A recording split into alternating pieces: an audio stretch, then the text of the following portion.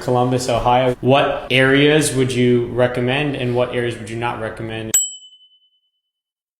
If you're looking for lower returns but better neighborhoods, you want to be in some of those hotter downtown, short north type A-class neighborhoods. In some of the rougher neighborhoods, you can buy single families starting at $50K. You're going to have more headaches with tenants. You got to pay a property manager. I would say there's no war zone neighborhoods where I wouldn't feel comfortable in. What is the big economic driver behind the town? So we're steps away from Ohio State, 5-10 minutes away, walking distance. Chase Bank, Nationwide Children's, Wendy's is here. You have some good hospitals as well. Columbus, it's the capital. Easy highway access for like trucking logistics. It's a lower entry points. You can get single family starting at $50K. So really about having a good team and someone who understands those neighborhoods, the prices, where the market's at, how to find the deals, especially off market. We have a lot of property managers available here too. What's the best place for someone to contact you if they want to work with you in Columbus here? I have Instagram, Marc Rice Real Estate, as well as I have an email, marc@reefco.com.